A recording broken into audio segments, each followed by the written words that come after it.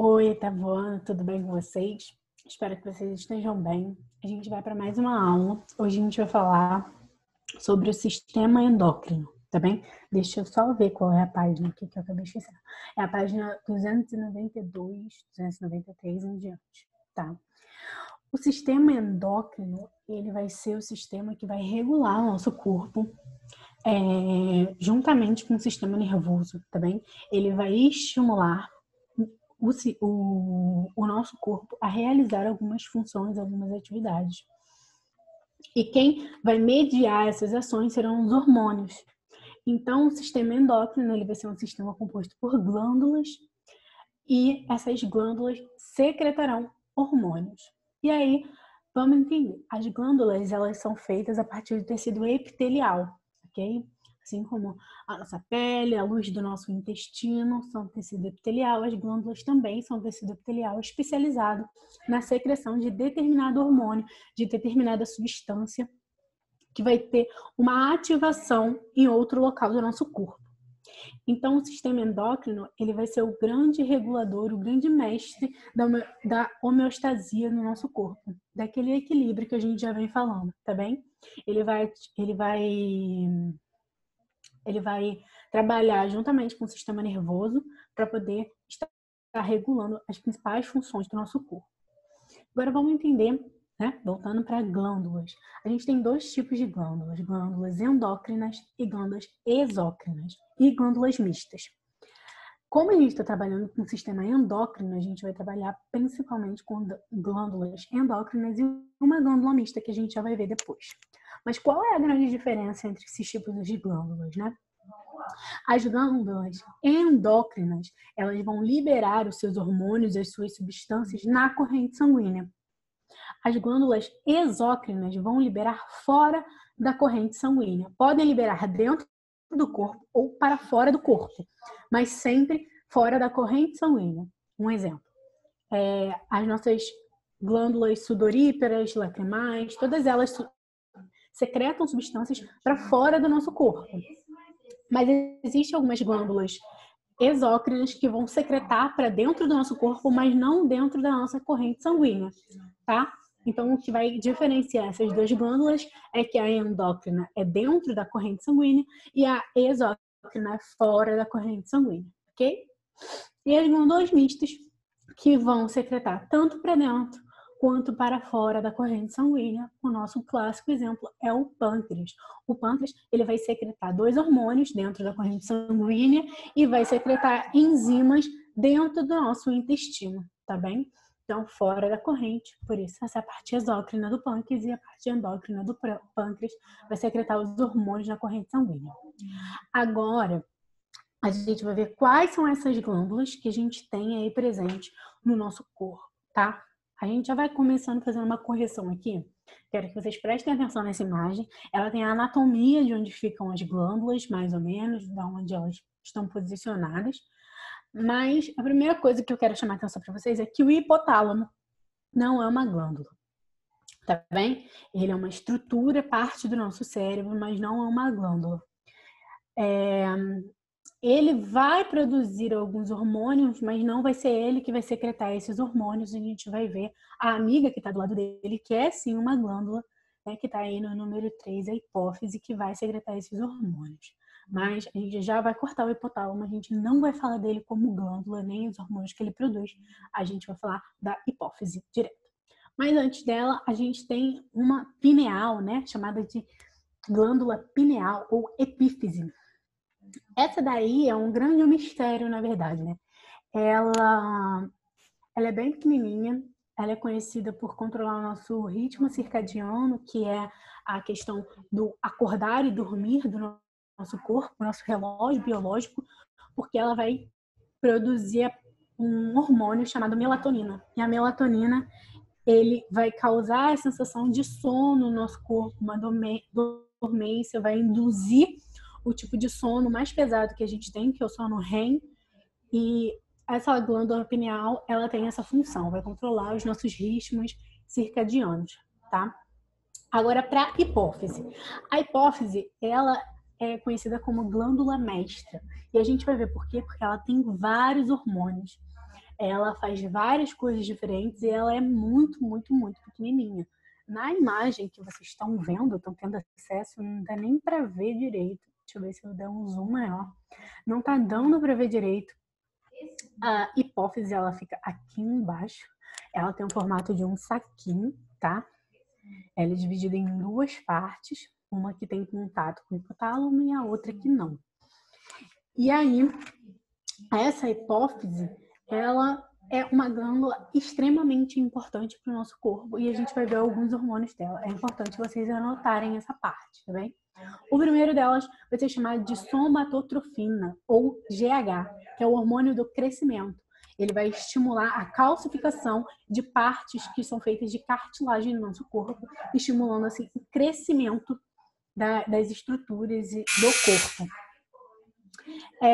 O próximo hormônio é a ocitocina. A ocitocina é um outro hormônio produzido e secretado pela hipófise que vai ter como função principal a estimulação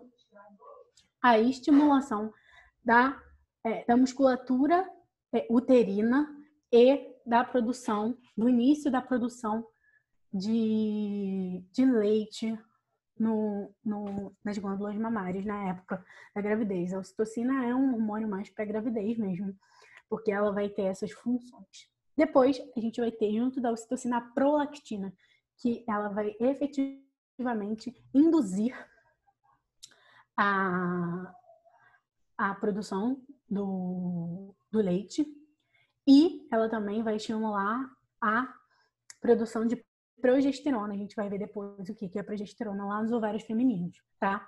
A ocitocina, como eu tinha falado sobre lactação, ela vai estimular a saída do leite do peito, tá bem? Do seio da mãe. Ela estimula essa saída. E a prolactina vai estimular essa produção. Agora, continuando nesses hormônios aí, né, que são vários, a gente vai pular um pouquinho pro ADH, que a gente já tinha até comentado na aula sobre sistema excretor.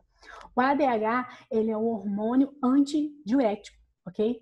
E aí, ele vai impedir a diurese, a liberação de urina excessiva do corpo.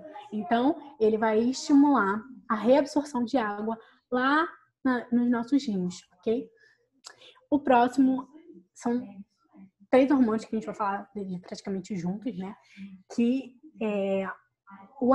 vocês podem ver, só um adendo antes da gente continuar, que a hipófise, ela vai estar trabalhando em todos os lugares do corpo, tá? Não só em outras glândulas, mas também em outros locais do corpo, estimulando funções. Por isso que a gente falou que, além dela ser a glândula mestre e trabalhar com quase tudo, o sistema endócrino faz esse trabalho, tá bem? Vamos continuar agora com TSH.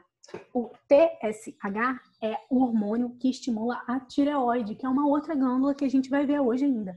Então, para a tireoide funcionar, para os hormônios da tireoide funcionarem, eu tenho que antes ter o aval, né, a liberação desse TSH. Depois, a gente vai ter 2 que atuam sobre as gônadas, que são a parte sexual masculina e feminina, onde produzem os hormônios sexuais masculinos e femininos, que a gente vai ver depois. Então, vai atuar sobre as gônadas o FSH, o folículo estimulante, e o luteinizante. A gente vai ver melhor quando a gente vai vendo sobre essas gônadas especificamente, qual é a função de cada uma em cada sistema. Porque no feminino elas têm uma função e no masculino elas têm outra. Quando a gente vê sistema reprodutor, a gente vai ver melhor a ação delas. Mas saibam que o FSH e o LH atuam nas gônadas masculinas e femininas, tá? E o ACTH, ele estimula as suprarrenais, que também são outras glândulas que a gente vai ver ainda hoje. Então, vocês podem ver que a hipófise, ela, apesar de ser muito pequenininha, ela produz muitos hormônios e trabalha muito dentro também dessa questão de estimular outras glândulas dentro do próprio sistema endócrino, tá bem? Agora, a gente vai descer um pouquinho. A gente estava aqui na cabeça, na hipófise, e agora a gente vai para cá, nessa altura aqui, mais ou menos, do nosso pescoço, onde fica a tireoide. A tireoide é extremamente importante por conta da produção de dois hormônios, o TS3 e o TS4. Esses hormônios, o T3 e o T4, desculpa. O T3 e o T4 são os principais hormônios da tireoide. A gente tem outro, vai comentar sobre ele. Mas eles vão atuar no metabolismo. Eles facilitam a entrada de substâncias na célula, aceleram a respiração celular, ou seja, eles vão estar atuando ferrenhamente sobre o metabolismo celular. E a ausência ou o excesso desses hormônios podem causar problemas. A gente já vai ver isso. Agora, o último hormônio da tireoide é a calcitocina. A calcitocina, ela tem a função de retirar o cálcio do sangue e promover o armazenamento desse cálcio nos ossos, tá? E o legal é que a tireoide, ela vem um combozinho, né? Normalmente, ela vem um combozinho que vocês não conseguem ver aí, que é uma outra glândula chamada de paratireoide, que fica perto da tireoide, são umas bolinhas pequenininhas, normalmente 4. E elas vão produzir um único hormônio que tem uma função antagônica a esse último hormônio da tireoide, que é o paratormônio. O paratormônio, ele estimula a colocar ao corpo, degradar esse cálcio que estava armazenado nos ossos e colocar esse cálcio de volta na corrente sanguínea, tá bem? Seja para fazer processos de coagulação sanguínea, seja para fazer qualquer outro processo, mas elas vão ter essa função antagônica, a tireoide com a calcitocina e a paratireoide com o paratormônio. Agora vamos para a próxima glândula, que é o timo. A gente estava aqui, a gente vai descer só mais um pouquinho, vai vir para cá, né, para essa altura do tórax, nosso colo aqui. E aí nós temos o timo. O timo, ele é bem importante, a gente quase não ouve falar sobre ele, mas ele tem a função de trabalhar os linfócitos, amadurecer os nossos linfócitos. A timosina, que é o hormônio produzido por ele, tem essa função de amadurecer os linfócitos da defesa do nosso organismo. Então, a gente viu já lá quando a gente estava falando de composição do sangue, sobre células de defesa, vimos os linfócitos T, B, eles são produzidos e depois eles precisam passar por um processo de amadurecimento, e esse processo ocorre no timo, ok? Agora, descendo mais um pouquinho, nós temos aí as nossas adrenais, tá? As adrenais ficam em cima dos rins, por isso que elas podem ser chamadas também de suprarrenais. Elas ficam acima dos rins e elas vão ter funções extremamente importantes. Vamos pegar alguns hormônios das adrenais aqui pra gente ver. O primeiro deles vai ser a aldosterona. A gente já teve contato com esse hormônio quando a gente estava falando de sistema excretor.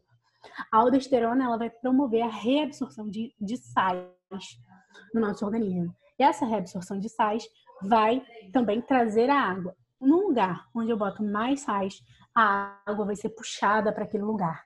É como se atraísse aquela água. É um processo de osmose que a gente chama. Tá bem? Então, ela vai aumentar a pressão arterial. Então, ela vai ter essa função de aumento da pressão arterial, porque ela vai trazer essa quantidade maior de água, ok? Depois da aldosterona, a gente tem duas que têm um nome parecido, tem uma função mais ou menos parecida, que é a adrenalina, e a nora dela, que é a noradrenalina.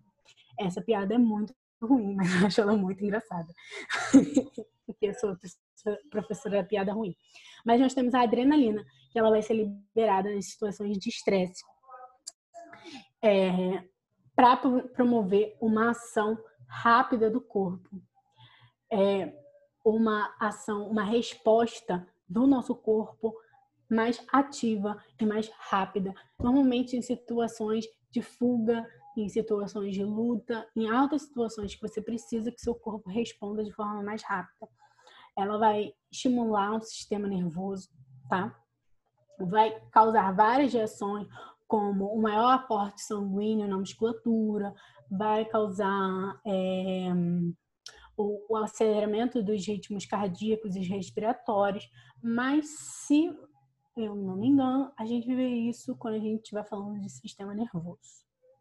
Que a gente tem vários tipos de sistema nervoso, vocês vão ver depois. E a noradrenalina. A noradrenalina ela vai ter uma função parecida com a da adrenalina. Elas estão meio que num combo onde uma é precursora da outra em alguns casos, tá bem? E por último, a gente tem o cortisol, que é o hormônio que as pessoas conhecem como hormônio do estresse. Mas por quê? Porque o cortisol é liberado em situações que você está estressado, né? Em situações extremas de estresse. Eu tenho aquela prova, Por quê? Porque ele vai promover um controle desse estresse corporal e também vai promover, quando inicia um processo inflamatório, ele vai reduzir esse processo inflamatório no corpo, tá bem? A gente estava no 6, agora 7, pâncreas. O pâncreas, a gente já conhece ele do sistema digestório, né? Nosso querido pâncreas. Ele vai ter a função no sistema endócrino de liberar 2 hormônios muito importantes, que são a insulina e o glucagon. Ele libera os 2 e esses hormônios têm função antagônica, função contrária. A insulina vai retirar a glicose do sangue, vai retirar a glicose do sangue e armazenar essa glicose, e o glucagon vai fazer a função contrária. Vai pegar essa reserva, esse armazenamento, e vai pôr de volta no sangue. Professora, mas não fica tirando, tu fica botando o tempo inteiro? Não. Quando a gente come e tem a glicose no sangue, a insulina vai agir para poder retirar essa glicose do sangue, porque ela não pode ficar ali correndo o tempo inteiro, ela precisa ser armazenada, ela vai ser levada para as células, o que sobrar, o excedente, vai ser armazenado. E aí, em períodos de jejum, em períodos que a gente está sem comer, o corpo tá em jejum, né? Sem alimento, sem glicose circulante, o que vai acontecer?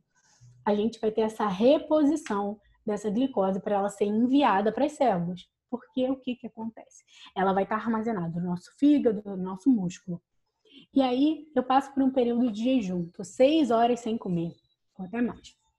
Começo a sentir dor na barriga, aquela fome. O que o glucagon vai fazer? Ele vai lá na minha reserva muscular, na minha reserva do fígado, vai trazer essa glicose de volta para minha corrente sanguínea. Porque aí o meu cérebro pode usar essa glicose, meu coração e todas as outras partes do meu corpo para continuar a atividade normalmente, tá? E aí, nós vamos, por último, mas não menos importante, falar um pouquinho sobre gônadas. Gônadas são a parte do sistema reprodutor masculino e feminino que vão produzir hormônios. Mas não só esses hormônios, tá? Vão produzir outras coisas também, a gente vai ver depois. As gônadas femininas são os ovários e masculinas são os testículos. A feminina vai produzir 2 hormônios chamados estrogênio e progesterona. A gente vai ver a diferença quando a gente vai falando do sistema reprodutor, porque ele vai ter uma função no ciclo reprodutivo feminino, e a testosterona vai estar presente, né, em maior quantidade nos homens por conta do testículo e vai ter uma função importante aí no amadurecimento sexual masculino, na produção de espermatozoides. Eu esqueci de falar, mas eu vou voltar aqui para vocês, porque isso é sempre muito bom lembrar. As adrenais, as suprarrenais, também produzem hormônios que a gente chama de hormônios andrógenos, que são esses hormônios à base de colesterol, estrogênio e progesterona. Estrogênio e testosterona. O estrogênio e a testosterona também são produzidos nas suprarrenais. Vocês podem ouvir falar assim, estrogênio é exclusivo da mulher, só existe no corpo da mulher. Isso é mentira. Porque as suprarrenais masculinas produzem, assim como as suprarrenais femininas, produzem estrogênio e testosterona. Então, sempre vai ter uma quantidade de hormônios, entre muitas aspas, do outro sexo dentro do nosso corpo, tá? Eu, mulher, meus ovários produzem progesterona e estrogênio, mas as mulheres suprarrenais também produzem estrogênio e testosterona. Obviamente que é uma quantidade muito menor do que seria produzida, que é produzida pelo meu ovário, mas existe sim essa produção nos corpos masculinos e femininos desses hormônios chamados de andrógenos, ok? Agora, né, a gente viu todas essas glândulas, agora a gente vai ver alguns problemas que podem ser cobrados para vocês, causados pela ausência de algum hormônio, pela inibição de algum hormônio. Primeiro, a gente vai ver sobre hipo e hipertireoidismo. O hipertireoidismo é uma produção excessiva de T3 e T4, tá bem? E aí, ele pode causar insônia, taquicardia, aumento da temperatura corporal. Então, vai ser hipertireoidismo. Se essas glândulas atuam no metabolismo, ou seja, esse hipertireoidismo, essa produção excessiva, pode gerar um aceleramento no metabolismo também, tá bem? Ainda pode causar aquela famosa protuberância no pescoço, chamada de bócio, tá? Lembrando, muitas dessas doenças podem ser causadas principalmente quando a gente fala de tireoide. Quando a gente fala de tireoide, a gente tem a presença do iodo, que a gente já viu, né? Que é muito importante. Obviamente que tem a questão genética também. Aí a predisposição genética. O hipotireoidismo é uma produção insuficiente desses hormônios. E aí, essa pode causar cansaço, sonolência, pressão baixa e tendência a engordar. Por quê? Hipertireoidismo vai causar um aceleramento do meu metabolismo. Hipotireoidismo vai causar o quê? Uma lentidão metabólica. Então, as pessoas têm tendência a acumular mais gordura, porque esse produto não está sendo utilizado no metabolismo, tá bem? Então, tem essas duas principais, hiper e hipotireoidismo. Agora nós vamos para outra aqui, distúrbio que pode ser causado. Diabetes. Diabetes chamada de diabetes de mellitus, tá, pessoal? Existem outros tipos de diabetes que tem outras causas que a gente não vai estudar aqui. Aqui, a gente vai ser causado principalmente por alguma questão com a insulina, ou pela ausência da produção, ou pela ausência do reconhecimento da insulina, ou a diminuição da efetividade da sua ação. Então, a diabetes de mellitus a gente tem dois tipos. A tipo 1, que é aquela que é ocasionada quando você é mais jovem. Por quê? Porque você não produz insulina, o seu pâncreas não produz insulina. E essa deficiência de produção de insulina vai causar um acúmulo. Lembra, a gente viu para que serve a insulina? Para tirar a glicose do sangue. E vai causar um acúmulo de glicose no seu sangue. E essas pessoas de diabetes tipo 1 são as que tomam a insulina, né? Injeção e tal de insulina. E a diabetes do tipo 2, o que acontece? Por algum evento da sua vida, as suas células param de reconhecer a insulina, ou por ausência de atividades físicas, ou por um excesso de alimentação carregada de glicose, de açúcares, tá? Então, essa diabetes do tipo 2, você produz a insulina, ela está sendo produzida, só que, as suas células não estão reconhecendo mais por algum problema que aconteceu ali. Esse tipo de diabetes, como é que ele é tratado? Ele é tratado com dieta, ele é tratado com exercício físico, ele é tratado dessa maneira, tá bem? A gente não dá insulina para essa pessoa, porque a insulina continua lá. A insulina tá pegando a glicose e tá tentando botar na célula, só que a célula não está aceitando, porque ela não reconhece mais a insulina, tá bem? Essa diabetes do tipo 2 pode aparecer em mulheres que têm alguma predisposição quando elas ficam grávidas, tá bem? É conhecida como diabetes gestacional. Show, vamos lá. Essa aula aqui tá uma belezinha. Eu espero que vocês estejam entendendo, porque ela é bem tranquila. E a gente acabou, na verdade. Essa aula é muito tranquila, apesar de ter um monte de hormônio, de nome de hormônio, né? Eles vão estar sempre interligados. As glândulas, a maioria de vocês já conhece, já ouviu falar, todo mundo já ouviu falar nas gônadas. Se vocês não conhecem os suprarrenais, vocês conhecem os rins, e aí alguns hormônios vocês já ouviram falar em outras aulas. Insulina, vocês já ouviram falar em outras aulas. Tem contato de vida da vida de vocês com o termo diabetes. Então, assim, apesar de ser uma aula cheia de hormônios, né, que são coisas diferentes pra gente, essas ações hormonais, ela não é difícil. Eu dou uma enxugada nela também.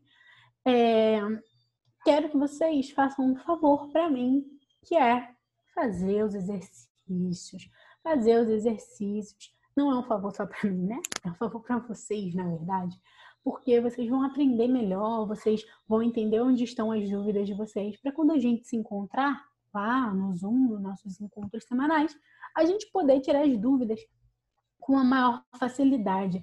Porque senão eu fico fazendo os exercícios e aí vocês copiam e aí não dá certo.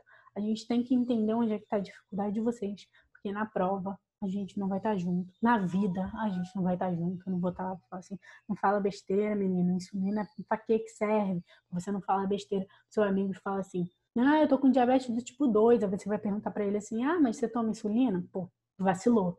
Vacilou por quê? Porque não prestou atenção na aula da professora Paula, tá bem? Então não vamos vacilar, vamos fazer os exercícios. Não esqueçam de colocar um nome aqui embaixo, por favor. Eu preciso saber quem está assistindo os meus vídeos, se ninguém está assistindo, tá bem? Então, um beijo e até a próxima. Tchau!